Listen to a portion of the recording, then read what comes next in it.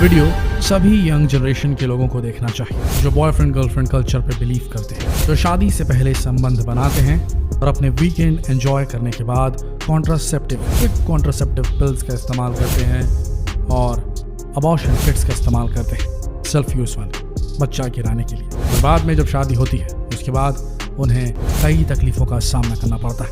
ये वीडियो आप सबके लिए। अपनी कोख से नए जीवन को जन्म देना किसी भी महिला के जीवन का सबसे खास पल होता है।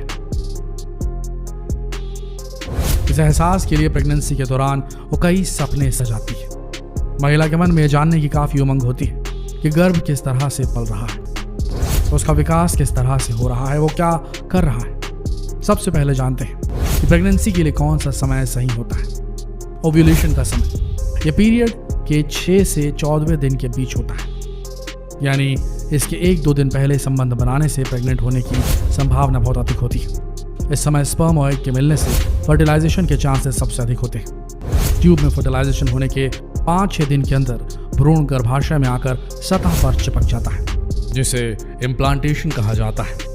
इस दौरान महिला को हल्की ब्लीडिंग या स्पॉटिंग हो सकती है, जो सामान्य है। अब दूसरा स्टेप है कि महिला को पता कैसे चलेगा कि वो प्रेग्नेंट हो चुकी है। महिलाओं को अपनी प्रेगनेंसी का पता इतनी जल्दी नहीं चल पाता, लेकिन यदि पीरियड्स के 4थे हफ्ते यानी 28 दिन के बाद भी पीरियड नहीं आते तो प्रेगनेंसी का टेस्ट करना चाहिए। अगर टेस्ट पॉजिटिव आया तो प्रेग्नेंट होने के कारण थोड़ी कमजोरी, थकान, अचानक मूड बदलना और उल्टी आने की समस्या हो सकती है। जैसे जैसे भ्रूण का विकास होता है उसके आसपास पानी की थैली या एमनियोटिक सैक बनने लगता है, जो उसके लिए तकिए का काम करता है। इसी दौरान प्लेसेंटा बनने लगता है, जो कि एक गोल डिस्क के समान ऑर्गन होता है। माँ और बेबी को आपस में जोड़ता है, जिससे माँ से सभी पोषक तत्व बेबी को मिलते हैं। पहले महीने में बेबी का चेहरा आकार लेने लगता है। इस दौरान मुंह, आंखें, नीचे का जबड़ा और गला भी बनने लगता है। साथ ही रक्त कोशिकाएं बननी शुरू हो जाती है और ब्लड फ्लो शुरू हो जाता है। पहले महीने के अंत तक भ्रूण का आकार चावल के दाने से भी छोटा होता है। इस समय तक महिला को अक्सर कमजोरी और उल्टी की समस्या हो सकती है। दूसरे महीने में चेहरा और अधिक क्लियर होने लगता है और चेहरे के दोनों ओर कान बनने शुरू हो जाते हैं। दोनों हाथ, पैर और उनकी उंगलियां, आहार नलिका और हड्डियां बननी भी शुरू हो जाती हैं। 6ठे सप्ताह में बच्चे का छोटा सा दिल धड़कने लगता है। वो तकरीबन दाल के दाने के बराबर है और बेबी की धड़कन सोनोग्राफी के माध्यम से देखी जा सकती है। दिमाग और स्पाइनल कॉर्ड बनने वाली न्यूरल ट्यूब बन जाती है और बेबी को आपकी छुअन का एहसास होने लगता है। इस महीने के अंत तक बेबी का साइज 1.5 सेंटीमीटर का हो जाता है और उसका वजन 1 ग्राम होता है। यही वो समय होता है जब माँ और बेबी में एक प्यारा सा रिश्ता बनना शुरू हो जाता है। 90 से 13वें सप्ताह का समय बेबी के ग्रोथ के लिए बहुत इंपॉर्टेंट होता है, इसीलिए इसे पीरियड ऑफ ऑर्गेनोजेनेसिस भी कहते हैं। इस समय तक बेबी का चेहरा, कान, हाथ, पैर और उंगलियां पूरी तरह से बन चुकी होती हैं। नाखून बनने शुरू हो जाते हैं और जननांग बनने लगते हैं। इस महीने के अंत तक हार्ट, आर्टरीज, लिवर और यूरिनरी सिस्टम काम करना शुरू कर देते हैं। इस समय तक बेबी आंखें तिरछी करने, भौहें चढ़ाने से लेकर मुंह बनाने तक के एक्सप्रेशन देने लगता है। ये बेबी के विकास का क्रिटिकल समय होता है। इस समय प्रेग्नेंट महिला को बहुत अधिक केयर की जरूरत होती है और छोटी मोटी समस्या होने पर बिना डॉक्टर की सलाह के दवाई नहीं लेनी चाहिए। बेबी के विकास का पहला चरण 3 महीनों में पूरा हो जाता है, इसलिए इसके बाद अबॉर्शन होने के चांसेस बहुत कम हो जाते हैं। तीसरा महीना पूरा होने तक बेबी की लंबाई 5.4 सेंटीमीटर हो जाती है और वजन 4 ग्राम होता है। और अब प्रेगनेंसी के शुरुआती लक्षण जैसे कि मिचली व थकान भी कम होने लगती है। अब माँ ही नहीं, बेबी भी अपनी माँ से जुड़ा हुआ महसूस करने लगता है, इसलिए डॉक्टर कभी भी 3 माह के बाद अबॉर्शन की सलाह नहीं देते। 4थे महीने में आंखें, भौहें, नाखून और जननांग बन जाते हैं।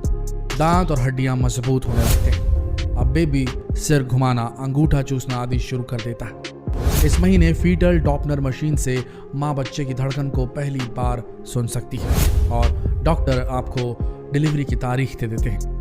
इस समय बेबी का वजन 100 ग्राम तथा लंबाई 11.5 सेंटीमीटर होती है और माँ को बच्चे की मूवमेंट का हल्का हल्का एहसास होने लगता है। ये बहुत ही प्यारा एहसास होता है जो केवल एक माँ ही समझ सकती है।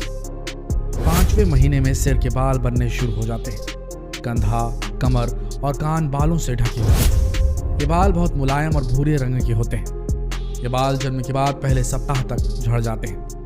इसके अलावा बेबी पर एक वैक्स जैसी कोटिंग होती है जो जन्म के समय निकल जाती है।